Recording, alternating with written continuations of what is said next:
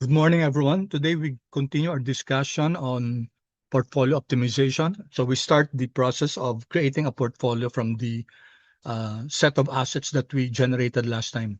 If we recall, we generated an object called returns, and these returns contain the log returns of our assets, 8 assets, which we downloaded from Yahoo Finance using the quant modes get symbols. Okay, this one. Make sure that you have no missing values. The first row was an NA. We had to remove that. There are 1,506 observations of 8 columns. And these are, if you recall, class, these are the adjusted prices that we extracted. Okay, so we're going to discuss now portfolio optimization and efficient frontier.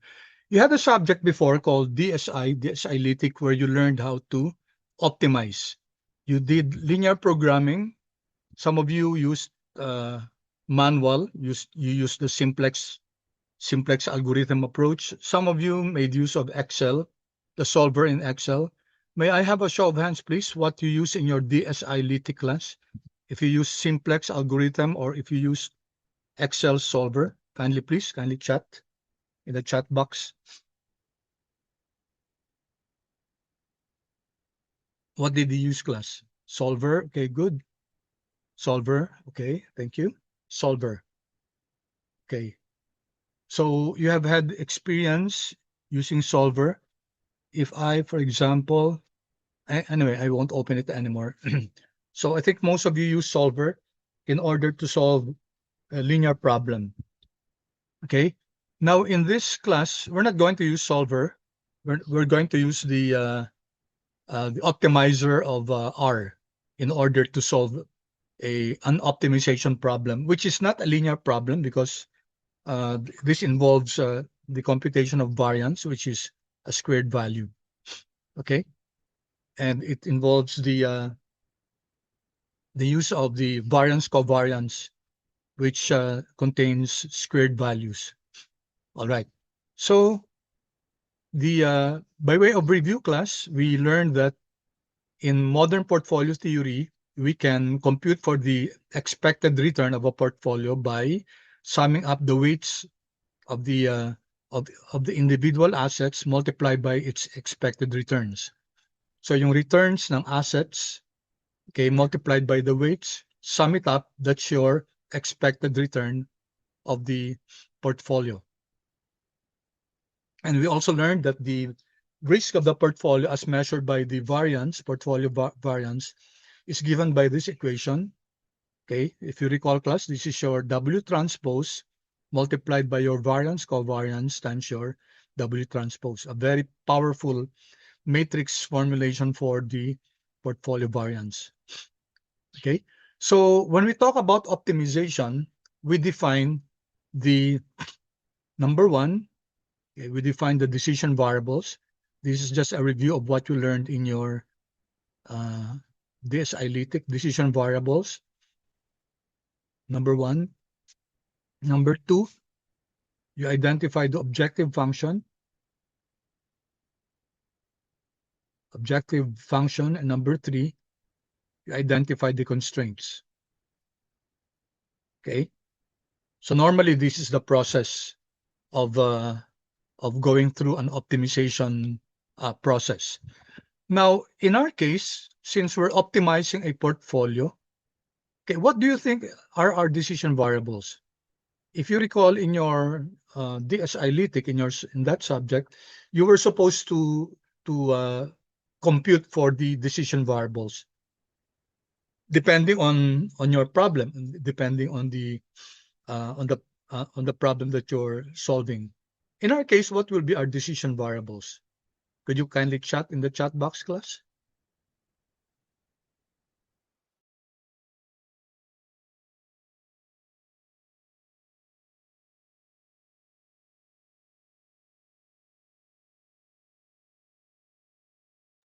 Anyone, what will be our decision variables? So that's the first step. This is just a review of what you have discussed before in your analytics class.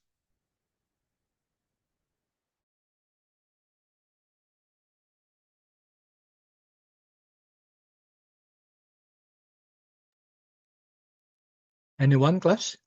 In our optimization problem, okay, what was it that we're trying to identify? What are we trying to optimize? What are we trying to solve? What are we trying to solve, class? Waiting for your response.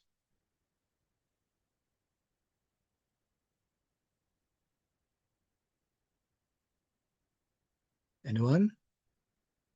Okay, let me answer that, class. So we have a set of assets, right? We have 8 assets: Google, Apple, Microsoft, Tesla, etc. When we create a portfolio, class, what we would like to solve, what we'd like to determine is the weights of each. Okay, so what weight will be given to Apple? What weight will be given to Microsoft? Yun, class, ang sinosolve natin. Yun ang decision variables natin. We don't know yet what are the weights of the assets.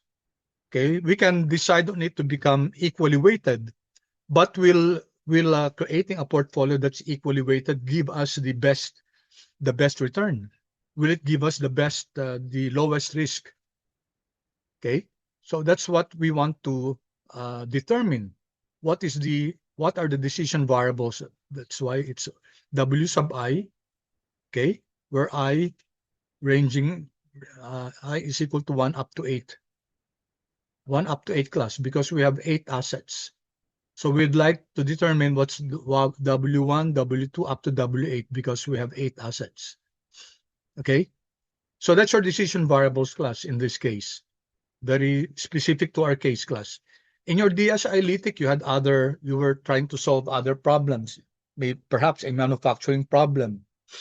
You were asked to determine how many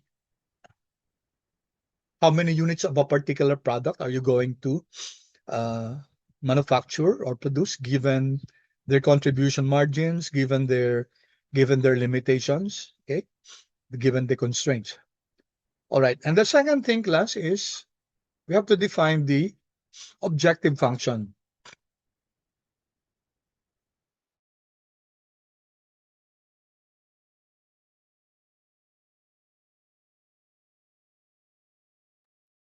So what is the objective function, class? The objective function can be to maximize a particular measure or minimize a particular measure again, or a combination of maximize and minimization, max and min. Maximize something given a particular value that you'd like to minimize. All right, so these are the 3 possible objective function. So in our case, when you're creating a portfolio, we can minimize what's this, class? What is this? We're minimizing what here? Okay, anyone, please? What's this? We're minimizing in this problem. Minimize, class. What's this? Okay, we already discussed this, class. Come on, answer.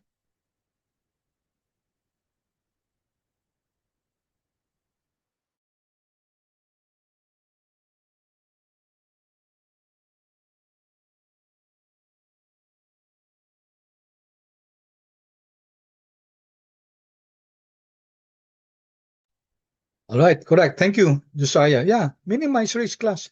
Remember, please don't forget this, class. This one is a representation of your portfolio variance. Remember, class? Okay, this will appear in the exams class after the ILW week, the first Tuesday, no? Okay, so I hope that by when I ask this class, when you see this already, alam nyo na kagad na portfolio, portfolio variance. Okay, when you get the square root of this, portfolio standard deviation yun. Okay, that should already elicit quick answers from you, and you should not be asking, ano to, no? Kasi ilang beses na discuss natin to, so I was expecting you to answer quickly. All right, so please, before we leave class, W transpose sigma W, that's your portfolio's variance, okay? Can I have your answer, please, class? Yes, kasi I was expecting quick answers already from you. Okay, please. Ano yung W transpose sigma W, class? Pakisagot, please. What's this?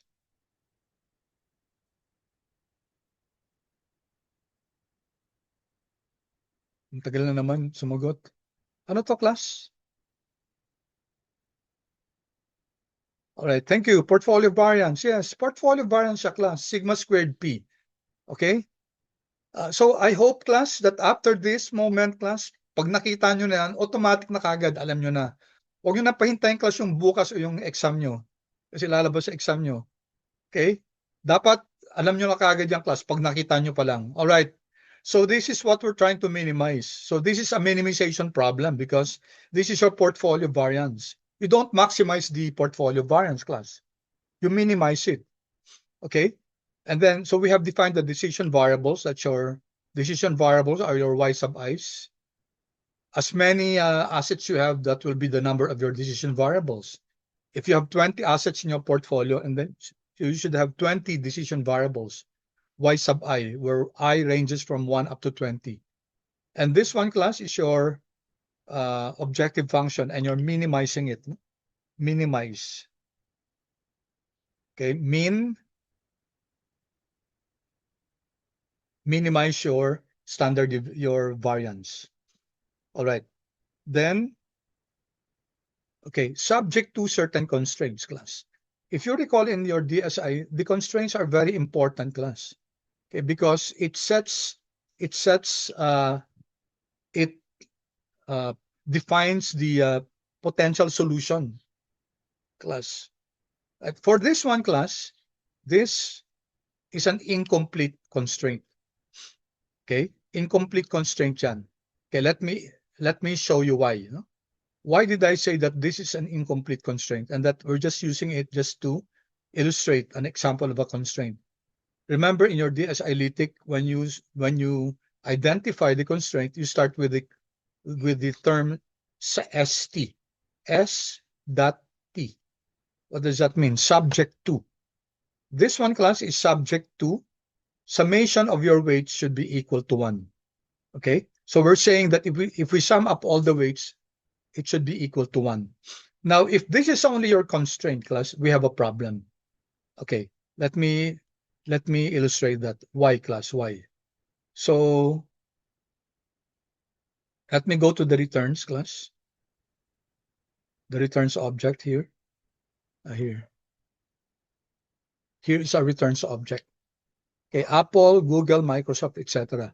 Let's suppose, class, that the average returns, we get the average of Apple returns. Let's say for just purposes of example, no? For purposes of example, the Apple returns is, okay, let's say it's 12%. Okay, percent on, no? 12.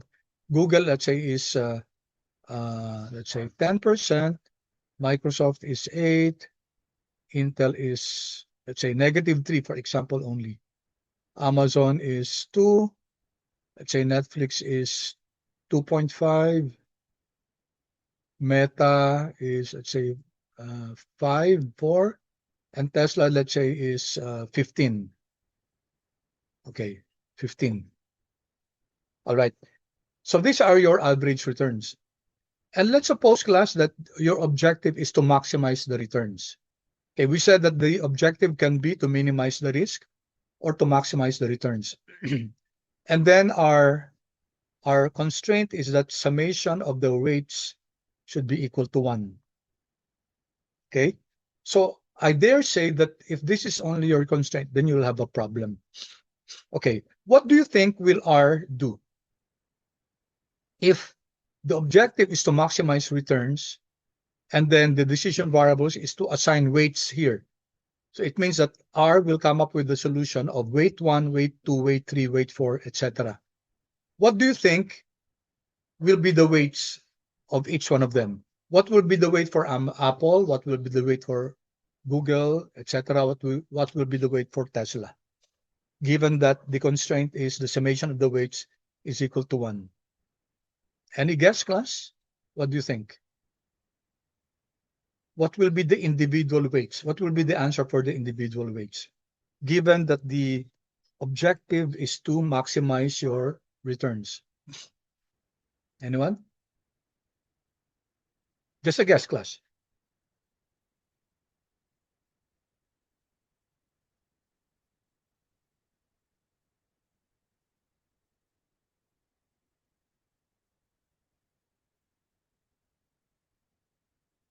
Any guess?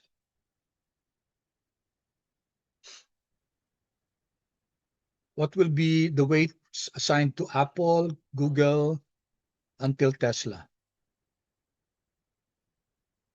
What do you think, class? Given that the objective is to maximize returns and that the constraint is that only this one, summation of your weight should be equal to 1. Okay, let me give the answer, class. The answer is, this will give it weight 1, 0, weight 2, 0, weight 3, 0, 4, 5, 6, 7, weight 8 will be 100. Okay, why, class? Why? Why will this be the answer? Because we're maximizing returns, right? And of all the returns, Tesla has the highest one, 100. Plus the fact that we're just saying that the weights should be equal to 1. Okay? If you add the weights, is it equal to 100%? Is equal to 1, class? Yes. 0%, 0%, 100%. The sum of that is equal to 1, class. It's equal to 100%. Therefore, class, we are able to, okay, why will R not allocate some of the weights to Apple? Because your objective is to maximize return. If we allocate some percent to Apple, class, then the returns will be lessened. If you allocate all the 100% of your funds to Tesla, which has the highest average return, then that will now produce the portfolio with the highest return. And did it satisfy this constraint that the weights, the summation of all the weights should be equal to 1? Yes, class, yes. So I said, class, that if you're creating a portfolio, this one will not suffice because it can black out all the other portfolios. So what's the use of creating a portfolio when you only have one actually in your portfolio? Okay, so you will be needing the allocating other weights to your other assets, right? In order to create a credible portfolio and not only one asset. Okay, so we'll learn the other constraints. I said that this is just a sample constraint, and this will not do, class, if it's only one constraint. Okay, is that clear, class? Is that clear? Please kindly chat, class, if that concept is clear, or you want me to repeat a portion there. Your feedback is appreciated, class.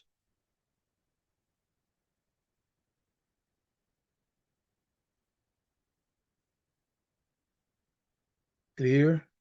Sure, class, sure. Okay, thank you. So, if you want me to explain it, then it's okay with me, no? Okay, but we were just working along this very simple optimization problem where the decision variables were creating a portfolio. So we said that when you create a portfolio, your decision variables will be the weights that you're going to assign to each of the assets. Okay, W sub I, where I ranges from 1 up to 8. And then the objective function is to maximize. No? We're maximizing the summation of your expected returns. And then your constraint, third step, is that you only have one constraint. This is what we call the full investment constraint, where the weights of the assets is all equal to 1. Okay, so what will R generate? The answer, the portfolio that will be generated is this one. 0 weights for all the assets, 100% to the 8th asset, to Tesla. And that satisfies this because it's able to maximize the returns, and then the weights are all equal to 1. Okay, so we will not be, this is not the proper way to generate your optimization. Kulang yung mga constraints natin na yan, ha? Kasi isa lang yan. So let's now go to, okay, let's continue, class. Okay, so these are the 3 parts, class. I didn't anymore put here the decision variables. This is your objective function, and this is your constraints. Okay, so let's load the packages first, make sure that they're loaded. Portfolio analytics, performance analytics, we have met before. Portfolio analytics is for creating optimal portfolios in R. And then GT, this is for creating tables. I'll give you a few seconds, class. Once you're done with this, kindly once again chat in the chat box. You're done.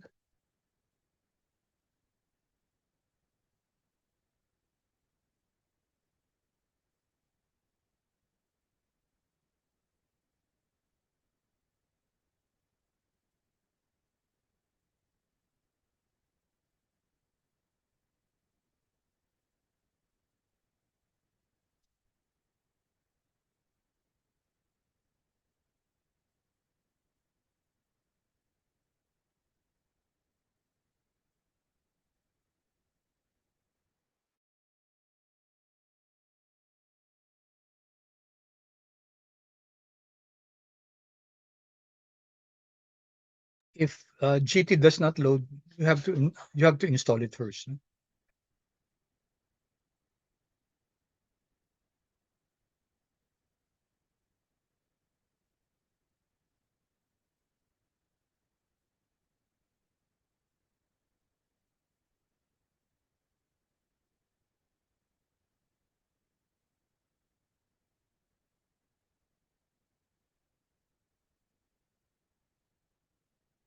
Okay, all right, thank you. I hope the others are able to follow, okay? All right, so here I provided some notes here. So in our class, in portfolio analytics, we have our own solver. R has its own solver, and it's called the optimizer. Okay? Sa Excel class, it calls it solver. Sa ano naman, sa R, it's also a solver class in a sense, no? It will seek a solution to solve for the decision variables based on the objective function given the constraints. So, in a nutshell, class, portfolio optimization seeks to determine the best combination of assets. Ba? Class, remember optimization to? Portfolio optimization, what we're solving is the W's, the weights, no? Combinations of assets that satisfies a specified investment objective. So we have to have an objective. What is it that we're trying to create? Is it a portfolio where the returns are maximized? Or is it a portfolio where the Sharpe ratio is maximized? Or a Sharpe portfolio where the standard deviation is minimized, etc.? Okay, and at the same time, adhering to a set of practical investment constraints. So these are the 3 steps, class. No? Number 1, come up with a solution for your decision variables, which are the weights. Number 2, you have to specify the objective. What's the objective? Is it maximizing returns or minimizing risk? And number 3, it's what? The solution will be based on given constraints. Okay? So R will be able to create an optimal portfolio given this, if assuming that we identify these parameters. So what is an optimizer? It is a mathematical algorithm. So it comes up with the processes that will systematically search through thousands or even millions of possible portfolio combinations. Imagine, class, you're trying to solve your W's. All the W's can be infinite. Ang dami niyan. Pwedeng combination ng 10%, 20%, 30%, 5%, 2%. Di ba? Infinite combinations yan. And imagine doing that manually. You'll be aged more than 100 years old by then. Hindi pa tayo tapos. So buti na lang, class, may solver talaga, may optimizer sa R from the portfolio analytics package. Okay. So for example, sa atin, ito yung 8 assets natin, ano?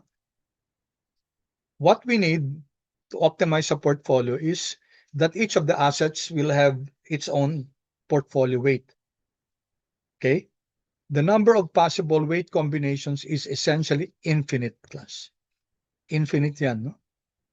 So, it is therefore impossible to evaluate every possible portfolio manually. Imagine, class, mag-start ka muna ng equally weighted, i-compute mo yung returns, i-compute mo yung risk.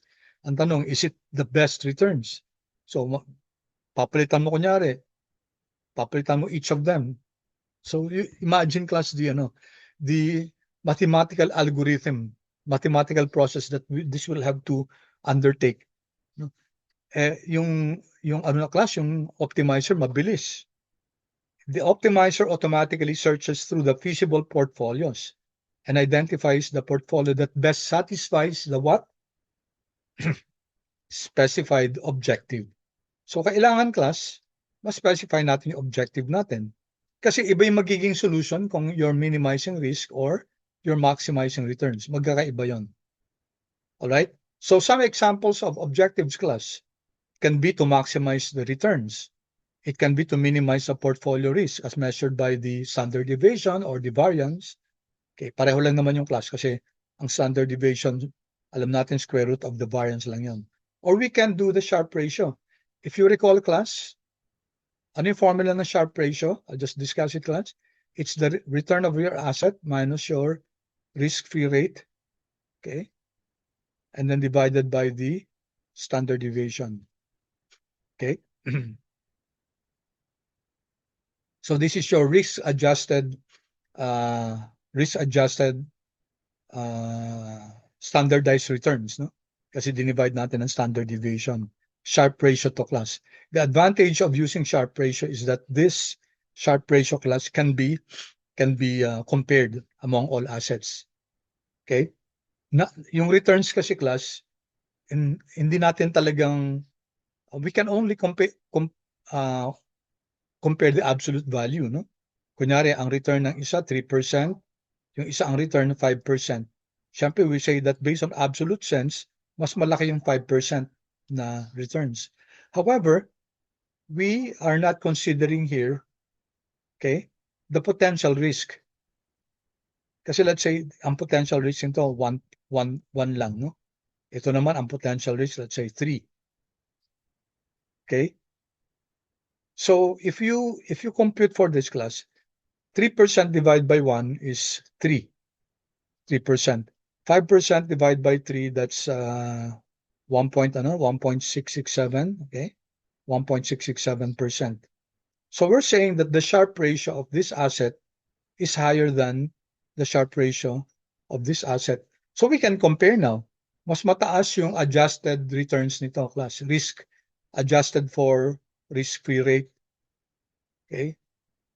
Per unit amount of risk. Kasi parehong over 1 na yan. Okay, so very important yung concept ng Sharpe ratio. For Fin students class, this is yung Sharpe ratio na to class is a must for us to understand, must for us to even define at least kung ano ba yan, no? And then minimize downside risk or maximize return for a given level of risk. Ito class combination, no? How do we maximize return given a certain level of risk? So these are examples class of objectives that we can use in portfolio optimization.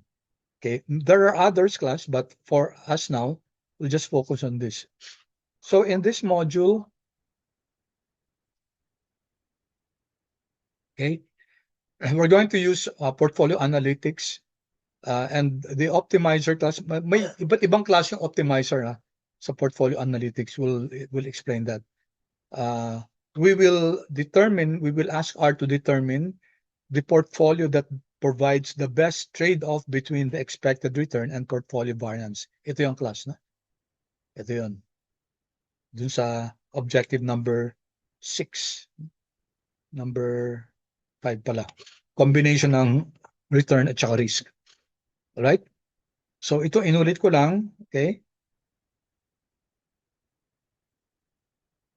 So the optimization problem may be written as, this one class is called the Markovits, no? Optimization equation. Ito. Kaso ito, incomplete yan, as I said, no? Dapat may additional investment constraints pa. Kasi otherwise, kung ito lang class, then it will load 100% dun sa asset with the lowest risk. Yun ang bibigyan niya ng 100 kasi minimize returns to eh. So yung asset among the 8 that has the lowest risk class, lowest standard deviation, yun ang bibigyan niya ng ng 100%. Okay.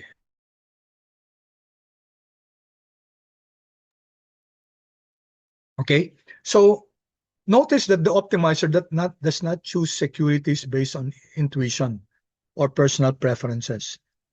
Instead, it relies entirely on mathematical optimization using the historical estimates of expected returns and covariances. So what does this mean, class? Kailangan na-load na muna natin yung returns, no? Hindi siya magbibigay sa atin, hindi siya pipili ng mga assets and then pipili siya ng mga assets for us. Let me clarify that, no? Kailangan na-load na muna natin kung ano yung assets na isasama natin sa portfolio, ano yung possible din na kukunin natin, tapos kailangan na-compute na rin natin yung mga log returns yan. Okay, take note, class, when you create the optimal portfolio, you do not use the prices, okay? You do not use the prices, but rather the returns.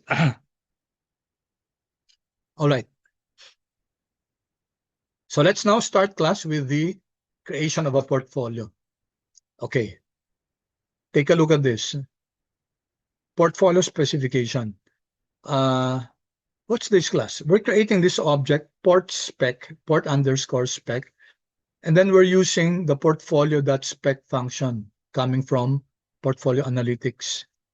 We have to identify first ano yung assets na ano yung assets na sinasama natin sa portfolio natin. So we're going to get it from, kailangan makuha natin from our returns object, no? So sabi dito, assets is equal to the column names of our returns. Diba ito yung returns natin? Ano yung mga column names sila? Apple, Google. So these are the assets that we're going to consider, no? We got it from our returns, and then yung mga names siya, ito. Okay. So let's take a look at what this does. So this will create, class. I-run natin to. And let's see what will this generate pag pinint natin yung port spec. All right, this is the object that's created, port spec, portfolio spec.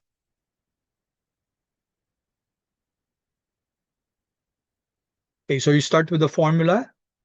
Ito, portfolio.spec, assets is equal to column names ng returns. So it returns 8 assets, no? Apple, in-extract niyan from the returns object. Now, let's try to see what object is this. If you take a look at your environment, si port spec, class, it's a list. Diba? If you recall from your data structures, ang list, class, is a combination of data types. It can take on different combinations of data types. Pwedeng vector, pwedeng list, pwedeng matrix, etc. Pwedeng character vector, numeric vector, etc. All right, so let's just view this, class. View natin, tingnan nyo. Ano laman ito? 7 ang laman niya, no? Ano yung mga laman niya? Name, assets, categories, weights, constraints, objectives, and yung formula, yung call. Okay? So name muna, class. Yung name ng object is port spec. It's a character, class. And then assets, class. Tingnan yung assets, i-click na natin. Ito yung assets, class. And then it, by default, gives us the weights of the assets, 12.5. But 12.5 kasi ang assumption muna equally weighted. Okay, although mapapalitan yan, class, kung mag-portfolio optimization na tayo. As a default, 12.5% muna, no? Okay, equally weighted.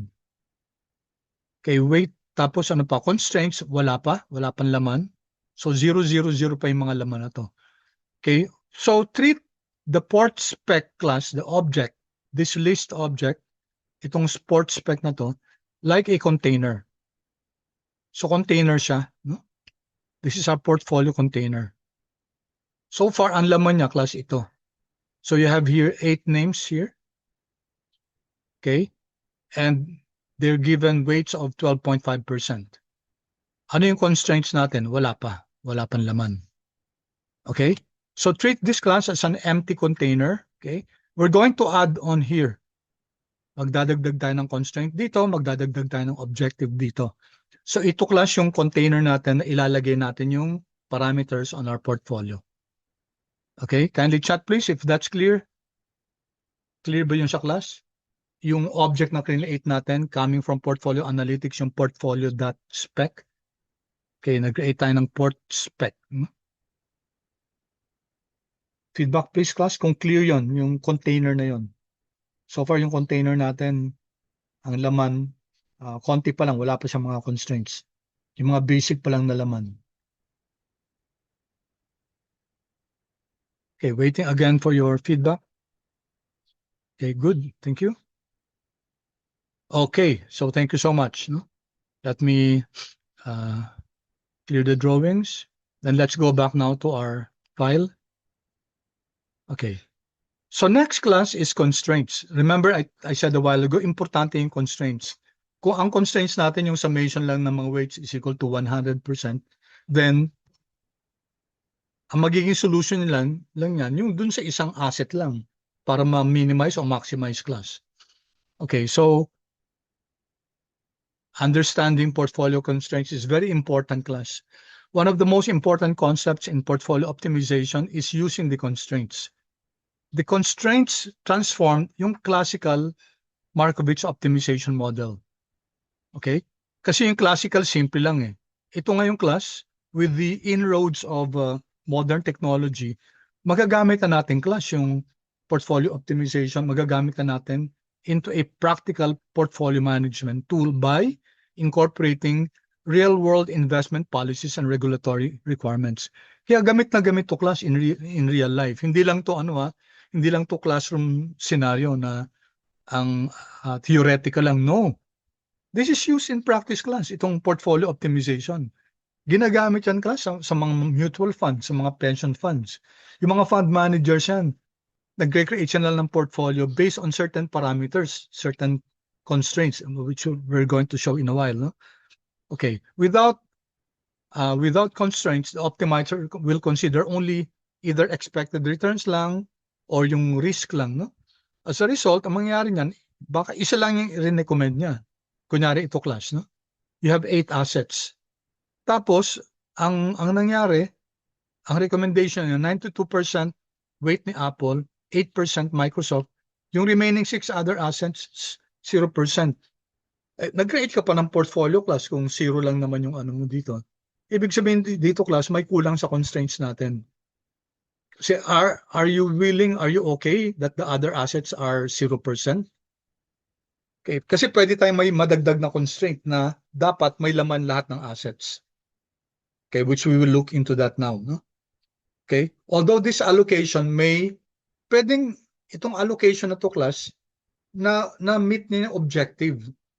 Let's say, maximize yung risk, minimize yung risk, or maximize yung Sharpe ratio, etc.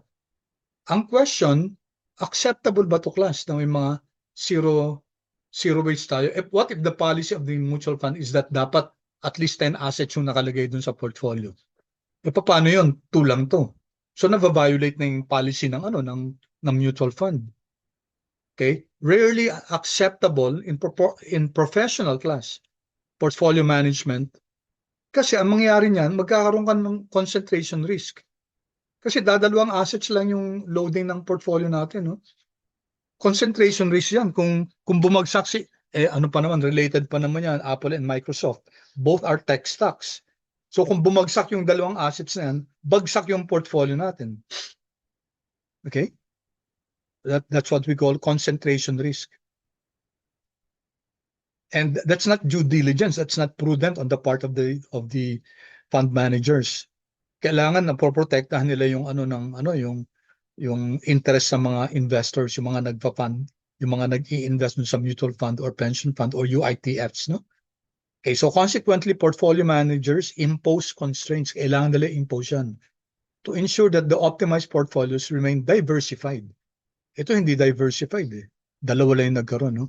So anong problema nito? Problema yan sa constraints. Hindi tama yung linagay nilang constraints. Kasi pwede naman nila ilagay na ang minimum per asset dapat at least may 5% sila eh. Okay? So pag ganun, at least na maglalagay ng 5% na weight per asset. Okay?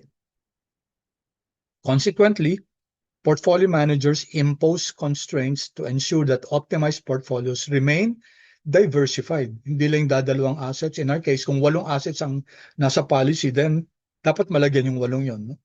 practical, and consistent with investment mandates. So depende yon dun sa goal ng fund. Alright? So here, class, okay, pareho lang yan naman yan, ano? Ito yung classic na Markovits of portfolio optimization. Okay. So let's take a look at the different types of constraints. Number one constraint, class, full investment. So ano to? What is full investment, class? Ito yung full investment, class, no? Yung kanina natin, the weight should be equal to 100%. So that constraint, class, is important and it's called full investment. So hindi pa pwedeng ang total na assets natin, ang total na weights is 95%. Okay? Hindi pa pwedeng 110%. Dapat 100% dapat. Okay? Ibig sabihin, yung funds natin available in-invest sa mga assets. Sa lahat ng assets. Okay? Alright. Pakirun nyo nga to, class. Run this and let's see what happens.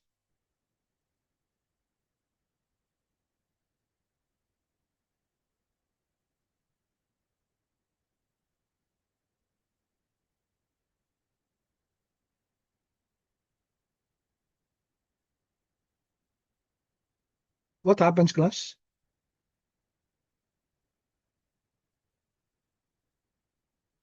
Tingnan muna natin to, class. No?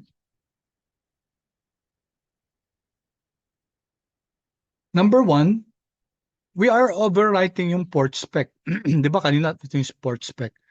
Okay, and then, take note, hindi na to portfolio that spec, no? Add that constraint na. Okay, so what are we doing? We're putting into our container, class, yung container natin, yung portfolio container natin, ng features or ng ito, class, no? No? Add that constraint, no? Tapos, look, anong portfolio? Port spec, ito. Diba? So use this portfolio, port spec that we created a while ago, and then type, anong type ng constraint? Full investment. Ano yung full investment, class? Ito. So we're imposing na dapat yung mga total weights, class, should be equal to 100%. Okay? Clear yung class? Dapat ang mga weights natin, summation dapat ng mga weights should be 100%. So if you add up all the weights ni Apple, Microsoft, etc., dapat 100% yun. Now, later, class, later, when we go to the refinement of the constraints, there might be a need to adjust this, no? Kasi minsan, pag ganito ka-strict yung constraints, minsan hindi nagkakaroon ng solution. So sometimes we might need to adjust this to be between 1.01 and 0.99, no? Okay. Sometimes this constraint might be relaxed, no? To allow a small adjustment dun sa total. So, pwedeng 0.999 or 1.001, for example, just to allow na may konting leeway yung solution. Okay? But that will be for later. Okay, tingnan natin ngayong class yung ano.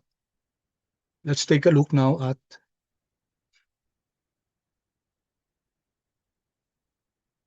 itong port spec natin. Tingnan natin ulit ngayon. Here. What happened to our port spec? Yung constraint, tingnan nyo, nagkaroon ng additional. No? Yan, no? Nagkaroon na ng isa. List 1 constraint. Click. Ano sabi? So weight sum constraint. No? Weight sum constraint. Click ulit natin. Alright. Ano sabi niyan? Minimum sum daw is 100%. Maximum sum is 100%. No more, no less, class. Yan. So this is what you mean by full investment. No? Okay? Pag sinum up natin, class, pag sinum up natin yung weights, summation of weights, class, anong minimum niya? 100%. Anong maximum niya? 100% din. So talagang strictly 100%. Okay, so notice now, nadagdagan na yung ano natin, yung container natin ng port_spec. Nadagdagan na. Kasi we were adding on to the container, yung port spec. Nadagdagan na natin ng isang constraint. Okay, kaya naging 1 na siya. Okay, let's move on, class. Okay, I have an example here. Take a look at this example. So we have these assets, Apple hanggang kay Meta. So pwede ba to, class? Will this satisfy the full investment constraint? Yes or no, please? Will this satisfy the full investment constraint?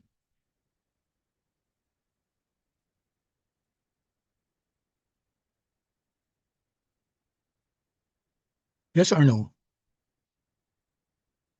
Nasa satisfy ba, class? Full investment constraint. Thank you, Josiah. How about the others, please?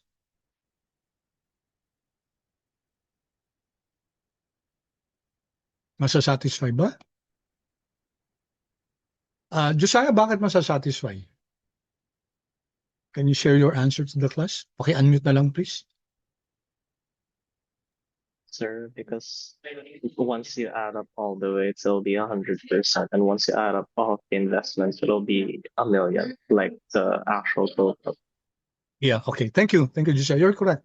Itong weights class, tingnan nyo. Diba, strictly class yung full investment, diba, ang weight dapat 100%. Ayan, pag in-add natin, 100% yan. So this satisfies the full investment constraint. Okay, class? Understood, class?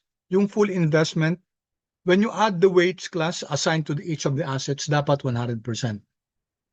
Okay, once again, class, may I ask your confirmation, class, your feedback. Clear ba yun, class? Full investment.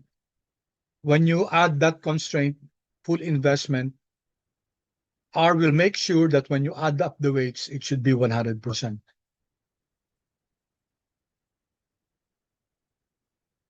Waiting for the others, class, to give their feedback.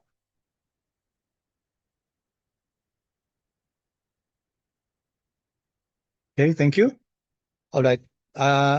May I request everyone to please respond faster kasi medyo kala ko malalampasan natin yung kabilang class eh. At the rate we're going, baka hindi. Anyway, sige. Okay. All right. On the other hand, this one class, hindi ko na gagawin to, no? Hindi ko na self-explanatory naman to, 90% lang. 90% lang to. So this will not 10% remain uninvested. So this means that this is a violation of the full investment. Ibig sabihin na if ever this was generated, something was wrong. Kasi hindi dapat mag-generate na ganito si R. Dapat yung total niyan 100%. Baka may naging conflicting constraint sa iba. Okay. On the other hand naman, this one is 105%. So hindi rin ito pwede. Strictly speaking, kapag full investment, yung total class is 100%. The full investment constraint ensures that neither excess cash nor excessive leverage is introduced into the portfolio. Okay, next constraint class, long only. Okay, same code class. Again, we are overwriting yung port spec. Ibig sabihin, may idadagdag na naman tayo. Ano idadagdag natin? Yung constraint ulit. No? Saan natin idadagdag? Yung pa rin sa same object. In fact, ito din yung class, di ba? We are overwriting this one and adding this constraint. And then type only, long only class. Let's run this. Run that, long only. Okay, what's long only class? Ito lang yung class. Si long only, it just ensures that all the weights are positive. So hindi pa pwedeng magkaroon ng negative weights. Okay, tingnan muna natin class yung port spec natin. Okay, now we have two constraints. Ito, dalawa na. What are these two constraints? Number one, yung kanina. Okay, tapos yung pangalawa, it's a special type of what we call box constraint. Yung box constraint class, it gives a constraint as far as the weights are concerned. Okay, so ang sinasabi dito class, yung mga weights natin, ang minimum nila 0, ang maximum is 1. Okay, Bakit zero class? Kasi pag zero class, hindi negative yan. No? Dapat greater than or equal to zero. So pwede maging zero, pero hindi pwede maging negative. Okay, that's your long only constraint. Okay, you now have two constraints here. And yung long only class is a special type of box constraint. Kasi we're boxing the weights. You're constraining them. You're telling R, ito lang yung mga possible values ng weights. Okay, take note, it's not the sum of the weights. No? Yung sum of the weights, that's your that's your full investment. Yung individual weights, box constraint yan. Okay, so let's go here, class. I have another example here. Okay, what happens, class, if you have a negative weight class? Negative weight class means you are short selling. Okay? And sa Philippines, hindi pa pwedeng short selling. Okay, ano yung short selling class? Short selling is when you borrow a certain security and then sell it. Okay? Kunyari, may mahihiraman ka, no? If ever that's possible. Kasi sa US at saka sa Europe, pwede ka mag-short sell. So you borrow a security, kunyari, ilang shares of Microsoft. Anong purpose class ng short selling? It is with the belief that the prices will go down. Okay? As a crude example, kunyari, humiram tayo ng 1,000 shares of Microsoft. Say 1,000. 1,000 shares of Microsoft. And let's say it's now selling at 100 to make the example clear, simple. So you borrowed 1,000 shares of Microsoft and then it's now selling at 100. So you sell that shares of stock that you borrowed, okay? So your proceeds is 10,000, okay? 10,000. Now, why did you short sell? Because you believe that the price will go down. Let's assume that indeed your call is correct. No? So ang naging price ng 90 na lang. Lumaba siya from 100 to 90. So what do? When that level, that specific level reaches your desired level class, then what you do is you buy. Kasi meron ka namang 10,000, di ba? You have 10,000 because you sold 1,000 shares of Microsoft. But you only borrowed it. You have to return that, no? Okay? So the price became 90. So out of this 10,000 proceeds, you buy 90 shares. Let's say for purposes of just illustration, without considering the taxes, the transactional cost. So ang nabili natin, Microsoft, 1,000 shares, only at 9,000. Okay? Only at 9,000. So you have back 1,000 shares of Microsoft, which are going now to return to where you borrowed this from. Okay? So what's the net effect for you? You sold at 10, you bought back at 9, then you have a profit of 1,000. Okay, so this is what short selling means, class. Okay, so you short when you believe that the price will go down. In the Philippines, bawal, I think there's a plan to allow it, class, but now, bawal ang short selling, no? Okay, so as I said here, it involves borrowing a security, selling it in the market, and hoping to repurchase it later at a lower price. Of course, when the market goes up, reverse, may loss ka, no? Yun ang risk. If the price declines, then the investor earns a profit. If the price increases, the investor incurs a loss because you have to buy back that asset and return it to where you borrowed it from. Okay? Now, short selling results in a negative portfolio weights. So that means when you short sell, nagkakaroon ng negative na weight yung portfolio, no? And it will violate the long only constraint. All right? So pag long only constraint means, class, that the weight should only be positive. When you short, class, what happens? Nagkakaroon ka ng negative weight. So, i-violate niya yung long only. Okay, so that's why we're saying that when you impose the long only constraint, you are actually saying that walang short sales, walang short selling ng asset, no? Okay? So for example, ito, class. Does this, suppose we have full investment and, okay ba to, class, sa long only, class? Ito? Oh, come on, please, chat. Yes or yes? Sinabi ko na yung answer. Okay ba siya sa long only class?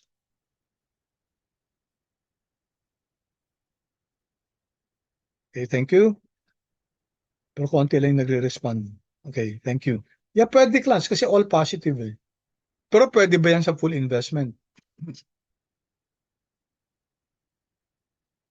Pwede ba siya sa full investment class? Answer is 30 plus 20, 50, 25, 25. Yes, pwede siya. Kasi 100%. How about this class? Ito, class, hindi pa pwede ito sa ano sa long only, no? Hindi pwede kasi may negative tayo dito, may short selling tayo dito. Okay? Although pwede ba siya sa full investment ito? Answer please. Does that satisfy yung full investment constraint?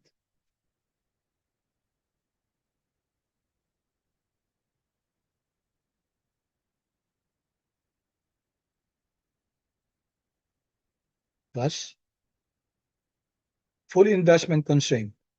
Is it satisfied?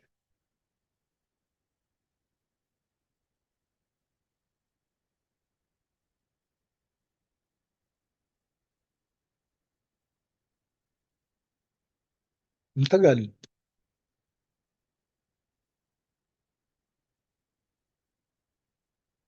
Full investment class, is it satisfied? Yes or no, please?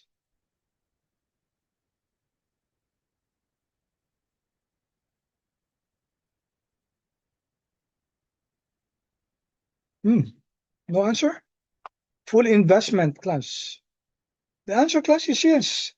40 plus 30 plus 50 and then negative 20.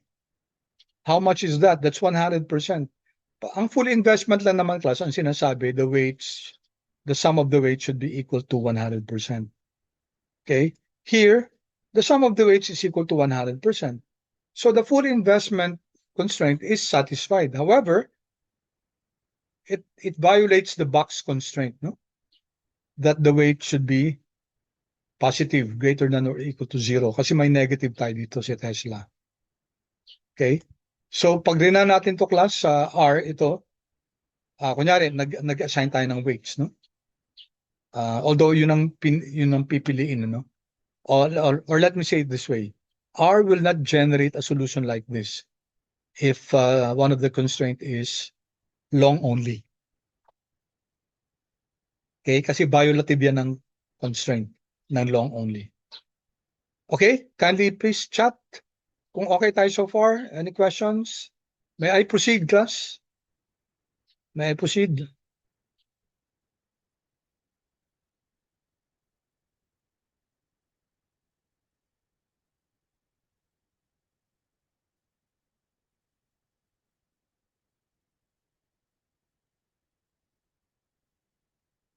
Okay. All right. Now, this is a very important question. Why is it that in the Philippines, portfolio managers, fund managers use the long only constraint? Kasi class, based on regulatory requirements, no? Many mutual funds, pension funds, and ETFs are prohibited by their investment mandates from engaging in short selling. Okay, bawal sa kanila, no? Nasa mandate nila na walang short selling. Kaya long only lang talaga. Also, the long only constraint ensures that the optimized portfolio reflects the investment policies. So kung ano man yung investment policy, and usually it's hindi inaalawang short selling, then by imposing that long only constraint, it makes sure that there is no negative weight. Okay? In addition, prohibiting short sales generally produces portfolios that are easier to understand. Kasi medyo may complication dun sa di ba? Dun sa short selling. So it's possible that the investors might find it difficult to understand kung may short selling. Okay. All right, we go next class to box constraint, which is a more definitive type of long only. Yung long only class, it's a special type of box constraint. Okay, once again, take a look at this. We're creating this object. We're overwriting the object port spec, again, mag-a-add tayo ng constraint. Alright? Portfolio is equal to port spec, and then type is equal to box. Okay. Di ba kanina when we looked at yung long only, ang nakalagay dun box din eh. Kasi box din siya kasi you're imposing certain values to your weights. Okay, here, sabi dito minimum 5%, maximum 30%. So this one class, this constraint will now ensure that any asset in your portfolio will have a corresponding weight. Kasi ang minimum na per asset is 0.05. And then none of the assets will overpower the others kasi ang maximum is 30%. Okay, so let's run this class. And once again, take a look at your port spec. Okay, ang port spec natin, ilan na yung constraint natin? Tatlo na, no? Here. So ito yung first one, yung weight sum. Tapos ito yung second, yung box constraint, yung minimum 0, maximum 100%. Ito na yung pangatlo class. Here. Okay, minimum. 8.05 yan class. Kasi each of the assets now will have weight 1, weight 2, weight 3, hanggang weight 8. Will now have a minimum of 5%. And then si weight 1 up to weight 8, then may maximum siya na 3%. Okay? And this is the formula. Add that constraint. Type is equal to box. Okay, take note also, box constraint din to yung number 2 natin.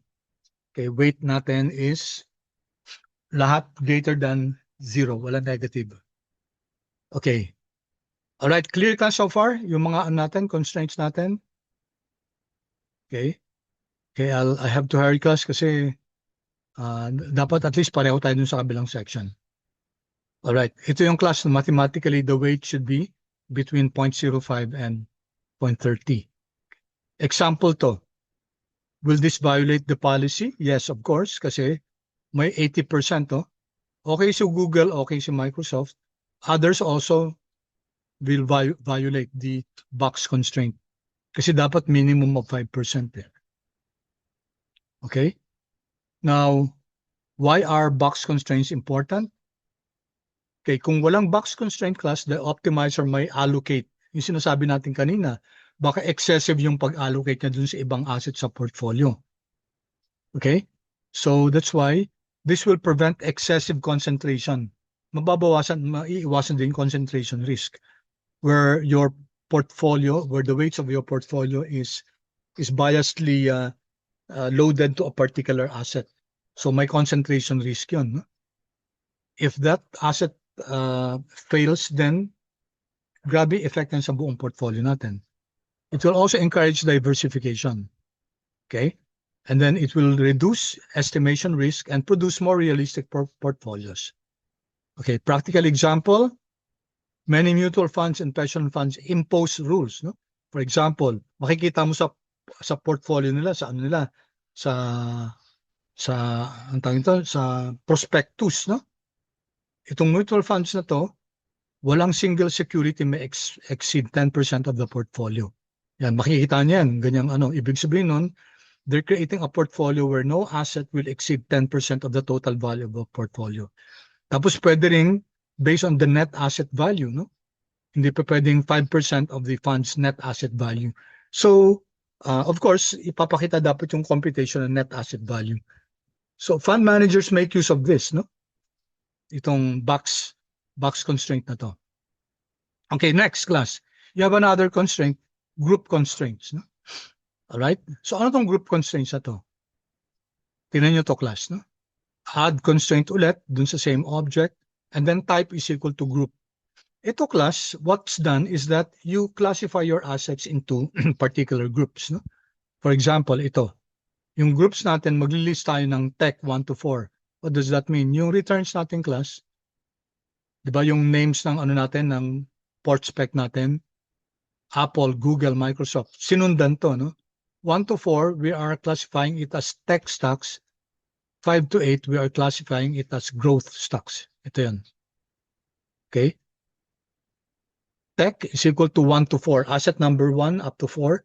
Growth up to 5 up to 8. So, dalawang groupings, no? So, ngayon, ang sabi dito, group mean is equal to dalawang groups.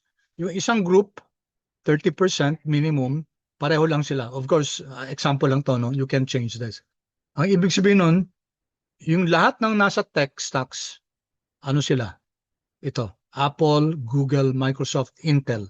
When you add up their weights, dapat hindi lalampas ng 30%, hindi bababa ng 30%, hindi tataas ng 70%. Yan. Dalawang groups class, so dalawa yung ano dito, listing natin. 30 for tech, 30 for growth. Maximum 70 for tech, 70 for growth. Okay? So let's run this class. Run. Hindi pa. Time na. Naku, hindi tayo umabot. Okay? And then take a look again here, class. Tingnan nyo to. Apat na yung constraints natin, ano, here. And then may nadagdag na, ano, na pang-apat. Here, class. It's a group constraints, no? Okay? See here, class? Lowest ng grouping natin, yung unang group, tech, 0.3. Tapos, maximum, 0.7. Nagkataon lang class na parehong linagay ko. Of course, I could have changed this, no? But somebody asked me, is it always 30-70? Of course not, class. It depends on the policy, or it depends on the decisions of the financial analysts. Okay? All right, so here we're saying the sum of the weights of the technology group should be between 30 and 70. Same thing with the growth. No? So ito class, portfolio, 60% tech, 40% growth, pwede ito. No? Kasi minimum 30, maximum of 70. Ito mali ito class. Hindi pa pwede ito. Kasi 90 at saka 10. Alright, it's almost time class. If you need to go, itutuloy ko lang ng konti para mabot lang sa recording dito. Okay, why are group constraints very important? Well, it's in the nature of your portfolio. No? Pwedeng, kasi pag masyadong loaded sa isang industry, pangit yun. Maganda kung diversified, meron sa, let's say, financial sector, meron sa manufacturing, meron sa ano. So, para ma-balance no, yung mga groupings na yun. And then, if you have stocks in different countries, pwede ring ma-balance, pwede ring ma-diversify class. Yung placement sa iba't ibang countries or geographic regions or between asset classes or market capitalization class. Kunyari may mga assets na more than 10 billion yung market cap. Pwede natin i-group yun. And let's identify kung ano yung minimum nila at saka maximum. And then another group, let's say, yung mga those with the market cap from 5 billion to 10 billion, another group din yun. Or pwedeng those that are below 5 billion, another group din yun. Okay? Market cap or investment styles. So dito class, tingnan nyo ha. This is an example of grouping by asset class. Okay, kunyari, sa equities, 40% minimum, maximum 70%. Bonds, 20-50. So medyo, sabihin natin, hindi conservative tong ano na to, tong fund na to. Kasi pag conservative usually, mas mataas yung mga fixed income. 20-50, ito mas mataas yung equity. So medyo, sabihin natin, may pagka-risk taker din to, no? For alternatives class, mababa lang, 0.20. Right? Group constraints ensure that the optimizer respects this strategic assets allocation. All right? And then lastly class, itong position limit. Ano tong position limit class? Kaya tinan nyo to, add constraint, portfolio is equal to port spec, and then position limit, and then let's say max pos is equal to 6. What this does class is that it will limit the number of assets that will be included in your portfolio. Sabihin natin yung assets natin, 20. And sabihin natin medyo, masyado yata maraming 20, no? Let's just ask R to just include, let's say, 10. So ilalagay mo dito, maximum position is equal to 10 or 12 or depende, no? So dito class, out of the 8 assets, 6 lang yung ilalagay. So i-run natin to class, tingnan ulit natin yung, let's take a look at our port spec. Yan, nadagdagan na naman, no? Ito. Nadagdagan na naman siya ng pang 5. Okay, ayan. Alright. Saan na tayo? Wait, ha?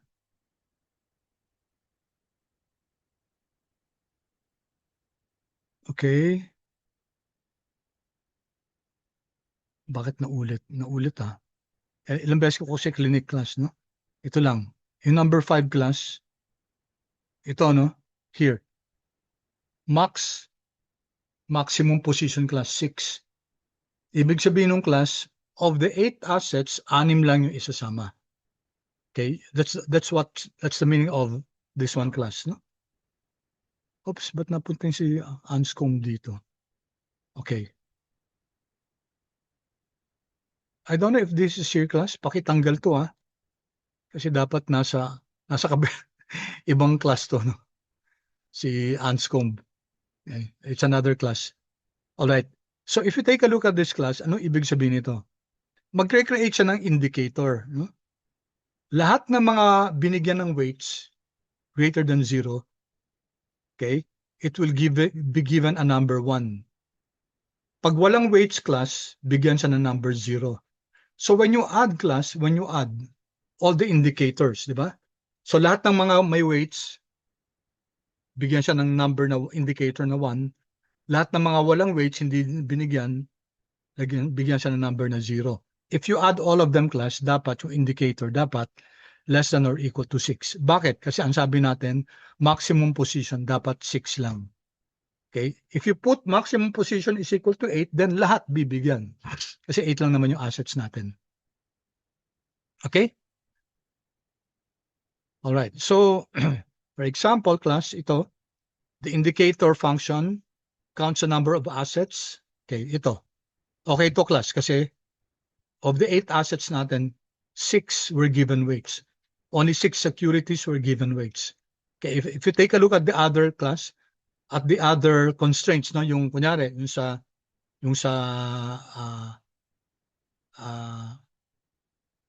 long only class, okay siya kasi positive lahat. How about dun sa box class? Between 5 and 30, di ba? Oh, tama.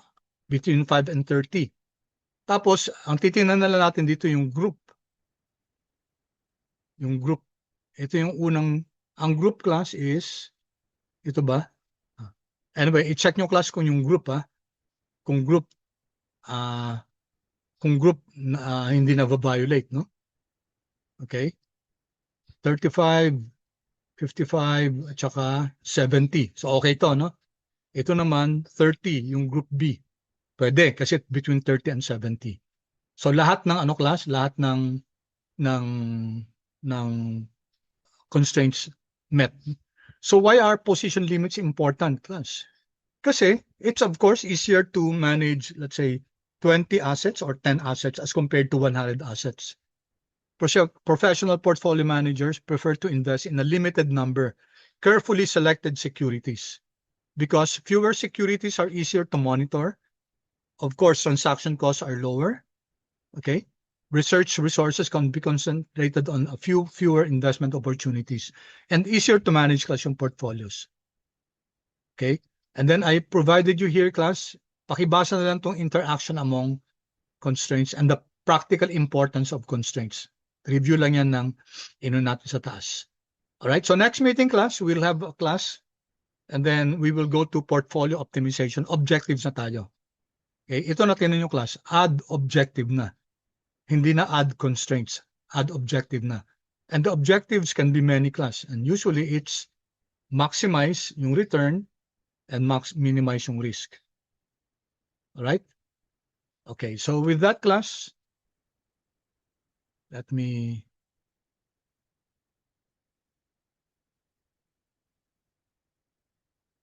just end here, class.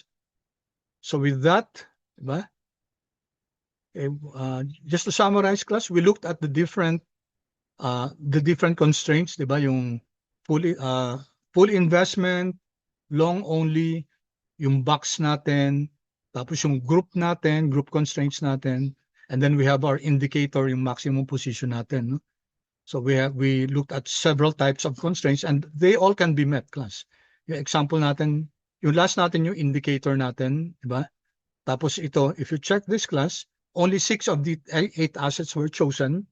Tapos lahat, class, ang question lang dito, how about the box constraint natin? Kasi ito, di ba 5%, 5%, that might be a problem, no? Okay? That might be a problem. Kasi yung box constraint class, may conflict siya dito. Kasi minimum 5%. Di ba? Paano to? 0%. Di ba? All right. Sige. So let me end there, class, and we will continue with this next meeting.